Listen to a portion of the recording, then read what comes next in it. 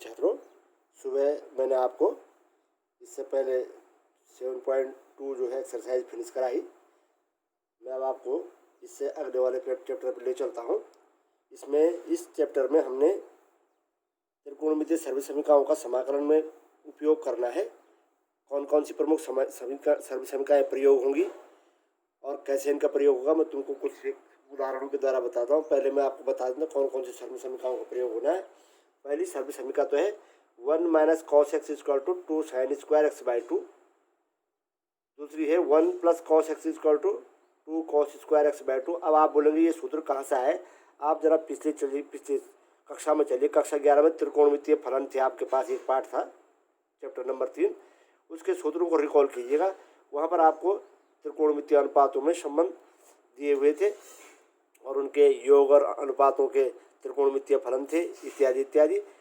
वहाँ पर तुमने देखा होगा एक सूत्र था cos 2 थीटा के विभिन्न रूप थे, उन्हीं से ये सूत्र जनरेट हुए। हम वहाँ थे, हमारे पास सूत्र था cos 2 थीटा बराबर 2 cos स्क्वायर थीटा -1 या 1 - 2 sin स्क्वायर थीटा, या ये कहीं पर ऐसा भी था cos square theta minus sin। इनसे ये सूत्र पैदा हुआ। कैसे हुआ देखो, यदि मेरे को ये वाला सूत्र 1 - x निकालना है, आप इसका उपयोग कीजिएगा।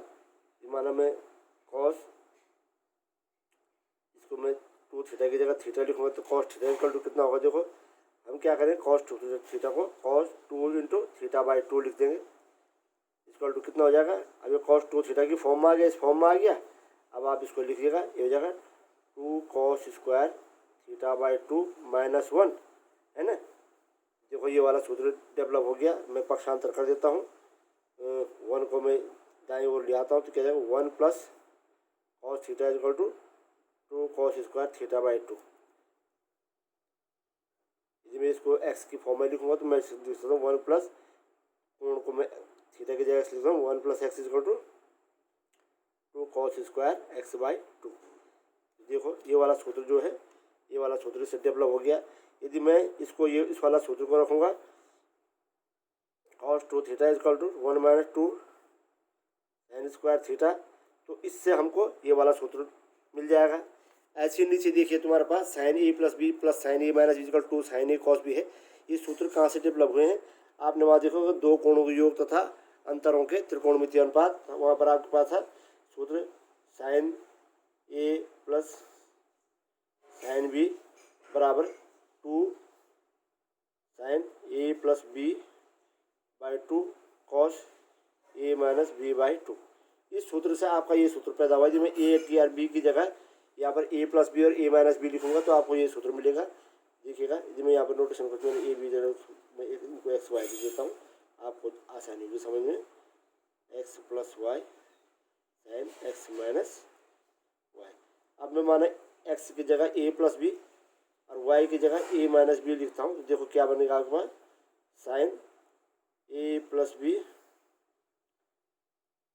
+ sin a - b बराबर क्या हो जाएगा 2 sin a + b + a - b/2 cos a + b - a - b/2, यानी कितना आ गया 2 sin। देखो यहाँ से b से b कैंसिल, 2a/2 = a, और यहाँ पर जब ऋण चिन्ह हटेगा तो ये b धन हो जाएगा, ये ऋण हो जाएगा, तो ए से ये कैंसिल हो जाएगा, तो क्या हो जाएगा cos 2b/2 यानी cos b। तो ये सूत्र आपके पास आ गया sin a + b + sin a - b = होता है 2 sin a cos b, है ना। तो ऐसे ही यहाँ पर sin a sin x - sin y का सूत्र से तुमको ये मिल जाएगा। cos x + cos y के सूत्र से तुम्हें ये मिल जाएगा। cos x - cos y के सूत्र से तुम्हें ये सूत्र मिल जाएगा। जबकि आप x की जगह a + b और y की जगह a - b रखेंगे, जैसे यहाँ पर मैंने रखा। ऐसे ही तुम्हारे पास नीचे के सूत्र हैं। तुम देखो sin 3a और cos 3a के सूत्र तुम्हारे पास होंगे। ये 3x लिखा होगा, है ना। तो हम जानते हैं sin 3 theta = 3 sin theta - 4 sin cube theta होता है। इसी सूत्र में देखिएगा आपको sin क्यूब थीटा का मान निकालना है। आप पक्षांतर कीजिएगा तो क्या हो जाएगा, ये 3 sin थीटा, इसको यहाँ पक्षांतर कर दीजिएगा तो ये धनात्मक हो जाएगा 4 sin cube theta.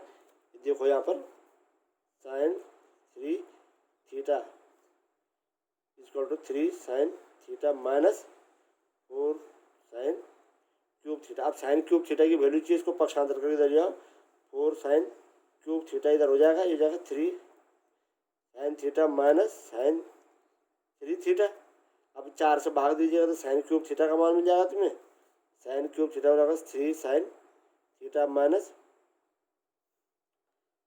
Sign 3 theta बटे 4, यही तो वैल्यू है। 3a माइनस सॉरी एक्स आएगा यहाँ पर, हाँ 3 sine x minus sine 3x upon 4 है ना। ऐसे ही कॉस 4 थीटा के फॉर्मूले से आपको कॉस क्यूब थीटा का फॉर्मूला मिल जाएगा। तो ये वेल नोन फॉर्मूले हैं, आपको याद है, आप इसको एक बार रिमाइंड कर लीजिएगा। आपको ये सारे सूत्रों के जो जिनका हमने सीधे उपयोग किया इनका उपयोग हो जाएगा, और कहीं कहीं पर इनका भी तुमको आवश्यकता पड़ेगी। जिन सूत्रों को मैं तुम्हें रेफरेंस दे रहा हूँ, एक बार आप उस चैप्टर से सूत्रों को जरूर रिवाइज कर लीजिएगा। अब मैं इनका अनुप्रयोग तुमको दिखा रहा हूँ, देखिएगा। चैप्टर में क्वेश्चन एक्सरसाइज 7.3 क्वेश्चन नंबर है तुम्हारा पहला नंबर का क्वेश्चन देता हूँ। कह रहा है साइन स्क्वायर 2x माइनस 5 का इंटीग्रेशन तुम्हें ज्ञात करना है। तुमने लिखा माना I बराबर इंटीग्रेशन साइन लगाएंगे आप, sine square 2x plus 5 dx। 4x है तो dx लगेगा, कहीं पर थीटा होगा तो 2 डी थीटा लगेगा, और सो है ना। मुख्यतः 4 तुमको x के रूप में दिया। आप क्या करेंगे, देखो ये साइन स्क्वायर थीटा की वैल्यू तुम्हें दी हुई है। अभी साइन स्क्वायर थीटा को आप जानते हैं, साइन स्क्वायर थीटा का फॉर्मूला आपके पास जो है, जो आपके पास पॉपुलर जो इंटीग्रेशन फार्मूला है उनमें नहीं है। आपको किसको क्या करना पड़ेगा, जिन जो तुमको फॉर्मूले दिए गए हैं उन फॉर्मूलों में कन्वर्ट करने के लिए, उस रूप में बदलने के लिए आपको इसको प्रयोग करना पड़ेगा त्रिकोणमितीय सर्वसंविका का। यहाँ पर कौन सी त्रिकोणमितीय सर्वसंविका का प्रयोग करेंगे हम इसको लिख देंगे। आप जानते हैं कि cos 2 थीटा इक्वल टू होता है 1 माइनस 2 साइन स्क्वायर थीटा। तो साइन स्क्वायर थीटा बराबर क्या हो जाएगा भाई, पक्षांतर करोगे 1 माइनस cos 2 थीटा बाई 2। इस सूत्र से चलिए इसका प्रयोग कीजिए। यहाँ पर थीटा है आपके पास, थीटा की जगह 2x प्लस 5 है, कोण की जगह है। तो अब आप यहाँ पर साइन स्क्वायर एक्स को कैसे कन्वर्ट कर सकते हैं, इसको टू 1 माइनस cos 2 एक्स की जगह 2 थीटा की जगह 2x प्लस 5 बाई 2 dx है ना। आप लिखेंगे चूँकि cos 2 थीटा बराबर ना, इसलिए साइन थीटा इक्वल टू इतने से। इस सूत्र का प्रयोग किया आपने। चलिए साहब, integration 1 minus cos 4x plus 10 हो जाएगा, ये 2 से गुणा कर दो बाई 2 dx। अब इसका टू क्या हो जाएगा, देखो ये 2 फलन है तो मैं 1/2 बाहर ले लेता हूँ, तो हो जाएगा 1 माइनस cos 4x प्लस 10 का dx। 1/2 को बाहर रहने देता हूँ मैं, ये हो जाएगा 1 का dx minus cos 4x plus 10 का dx। अब इनका dx निकालिएगा, समाकलन निकालिएगा, क्या हो जाएगा भाई 1/2, 1 का dx हो जाएगा x। अगला टर्म बचता तुम्हारा cos 4x माइनस 10। अब यहाँ पर देखो प्रतिस्थापन का यूज करो, 4x plus 10 equal to T रखने पर, तो आप टी रखेंगे तो क्या होगा, इसका डी बाई डी एक्स निकालेंगे 4 dx इक्वल टू हो जाएगा dt, इसलिए dx इक्वल टू हो जाएगा dt बाई 4। ये क्या हो जाएगा तुम्हारे पास, cos 4x प्लस 10 को तुमने क्या रखा t into d x equal to कितना आ गया dt बाई 4, इतना आया ना। चलिए जो है 1/2, ये तो x तो तुम्हारा सॉल्व हो चुका था। अब cos t बाई 4, तो 1/4 cos t का dt कितना होता है cos t का dt होता है साइन t, है कि नहीं। अब साइन t होता है, और यहाँ पर इंटीग्रेशन ये लिखा प्लस c1 लिखते जाएगा, प्लस c1 माइनस प्लस इसका साइन ऑफ इंटीग्रेशन है ना। अभी कितना हो जाएगा 1/2 x plus C1/2 minus 1/4 sine t की जगह 4x प्लस 10 और की जगह प्लस C2/2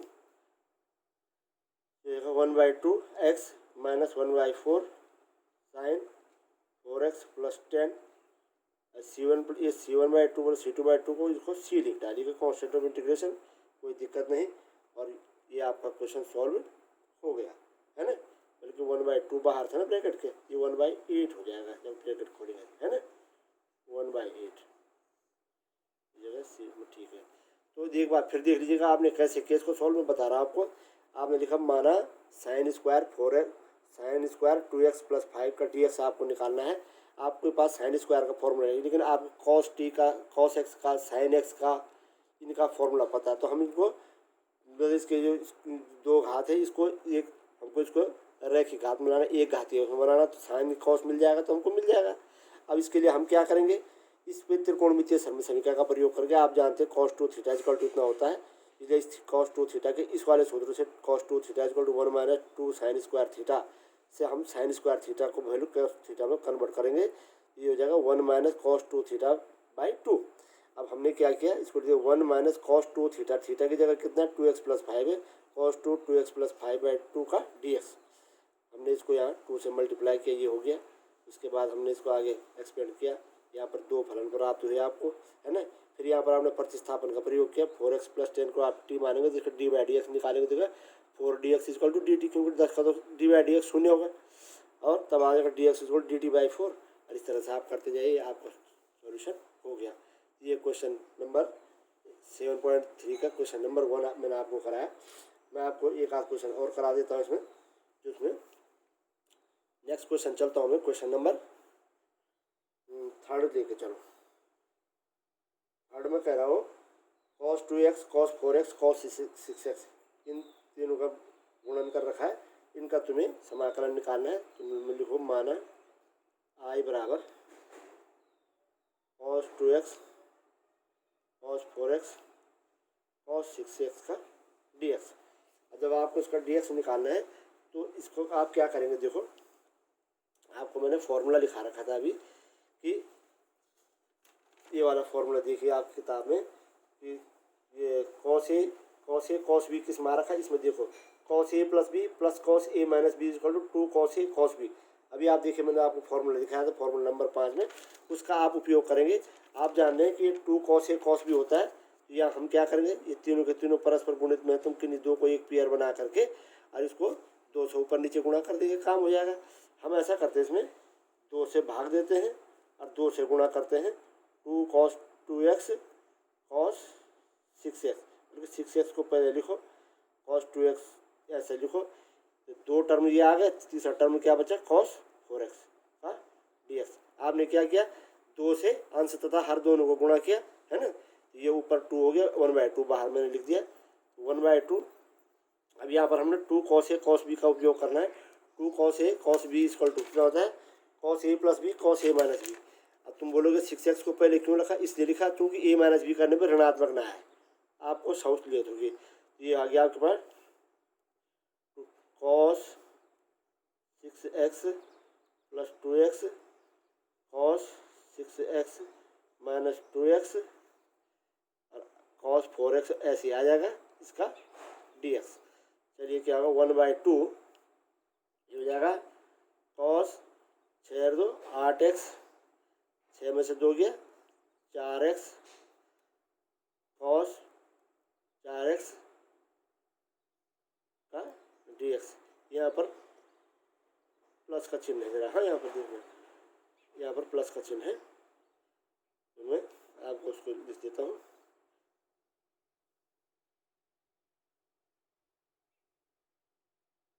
एक बार फिर देख लीजिएगा आपने क्या किया, आपने यहाँ पर एक तो रीअरेंज किया इनको, टर्म्स को क्यों किया, ताकि ऋण चिन्ह से बच सके। दूसरा आपने किया 2 से गुणा 2 से भाग किया, क्योंकि आप जानते हैं 2 cos a cos b बराबर होता है cos a plus b plus cos a minus b। तो आपने 2 cos a cos b इसको बना दिया, इसको 2 a देख लीजिएगा, ये b देख 2 cos a cos b है, टू कॉस ए कॉस बी बराबर होता है आपके पास, मैं यहाँ पर लिख दे रहा हूँ, जरा जगह नहीं है यहाँ पे, टू कॉस ए कॉस बी बराबर आपको मैंने लिखाया था cos A plus B plus cos A minus B. इसका उपयोग किया आपने इस टू कॉस ए कॉस बी को cos A plus B, A की जगह 6x है, बी की जगह 2x है, plus cos A minus B 6x minus 2x, यानी बाहर कॉस 4x का dx आपने लिख दिया। अब आगे धीरे ये हो गया cos 8x cos plus cos 4x into cos 4x का dx इक्वल टू होगा 1/2। अभी क्या हो गया देखो यहाँ पे,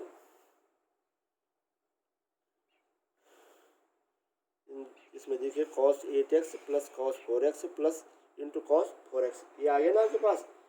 अब आप इसको ऐसा करेंगे, ये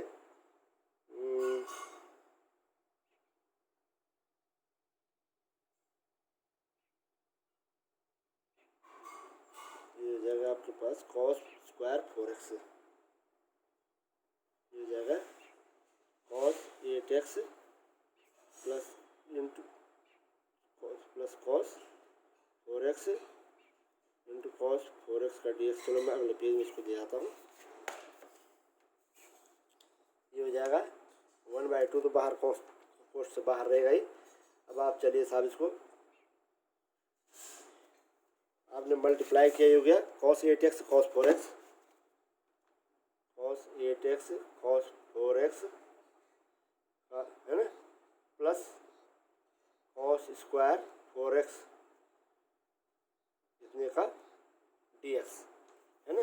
आप देखो यहाँ पर आपने गुणा किया ना कॉस 1/2, ये cos 8x into cos 4x, तो cos 8x cos 4x into cos 4x cos square 4x का dx। अब मैं इसको फिर इसको आगे करता हूँ, 1/2 ये हो जाएगा कॉस 8x कॉस 4x का dx प्लस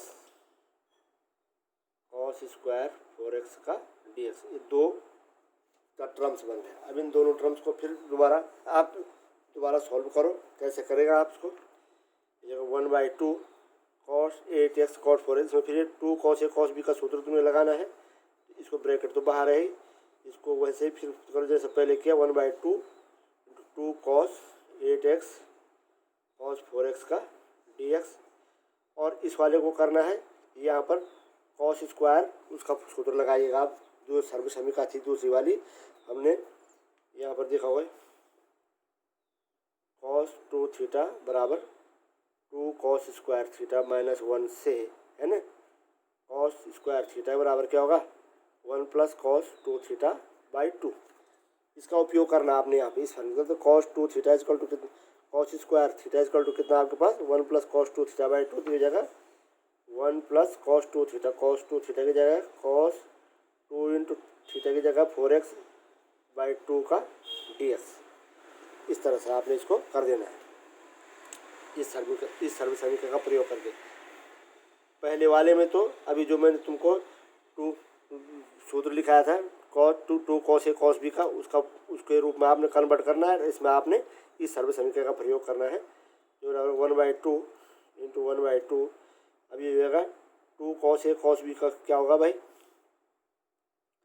ये जाएगा cos A plus B 8x plus 4x plus cos 8x minus 4x इनका dx प्लस 1/2, यहाँ पर तुम्हारे पास मैंने बाहर लिया 1 प्लस कॉस 8x का dx। नेक्स्ट स्टेप में चलिएगा 1/2 से अंदर भी गुणा करके 1/2 है, और इन दोनों में भी 1/2 कॉमन मैंने ले लिया। अब इसको मैं ले चलता हूँ, ये हो जाएगा cos 12x plus cos 4x इतने का dx प्लस 1 प्लस कॉस 8x का dx। ये आ गया साहब, ये 1/4। अब यहाँ चलिए अंदर कॉस 12x का dx कितना होगा, कॉस 12x बराबर कॉस x का dx कितना होता है साइन एक्स होता है। तो ये होगा साइन 12x/12।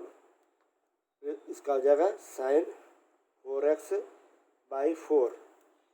यहाँ पर 1 का dx हो जाएगा x, और यहाँ पर cos a dx हो जाएगा साइन 8x/8, और plus constant of integration c मैंने सबके लिए एक साथ लिख दिया, C1 C2 C3 C4 ने लिखने की बजाय इतना लिख दिया। अब ये कितना हो जाएगा देखो तुम्हारे पास, ये जगह x/4 प्लस यहाँ पर चलिए साहब क्या टर्म है हमारे पास, x/4 प्लस 1/4 साइन 4x, बल्कि ये 1/4 इसके साथ में मैं कॉमन ही ले लेता हूँ इसको पहले, 1/4 में सब में कॉमन ले लेता हूँ। तो ये जगह ऐसे ले लेते हैं, ये है x plus 1/4 sine 4x 1/8 sine 8x 1/12 sine 12x और प्लस c, और यही आपका उत्तर आ गया, ये आपका आंसर है। इस प्रकार से आप कर लेंगे। यहाँ पर आप बोलेंगे /12 कहाँ से है, यहाँ पर भी आप प्रतिस्थापन करना। देखो मैं तुमको समझा देता हूँ। ये है cos 12x का dx, आप 12x को t मानोगे तो 12 dx बराबर हो जाएगा dt, तो dx बराबर हो जाएगा dt/12, है ना। अब क्या हो जाएगा इसका मान, आई बराबर है cos 12x है ना, cos t into dt/12 equal to कितना जाएगा 1/12 cos t का क्या जाएगा साइन t, t का मान रखोगे तो कितना हो जाएगा 1/2 साइन 12x। देख रहे हो, ऐसे ही एक हो जाएगा, ऐसे ही इसका हो जाएगा, ठीक है ना। तो आप इस प्रकार से इस क्वेश्चन को कर सकते हैं। धन्यवाद। अब मैं आपको अगले उसमें ले चलता हूँ क्वेश्चन पे। फिलहाल मैं इसको इतना ही बना रहा हूँ जिससे कि वीडियो लंबा ना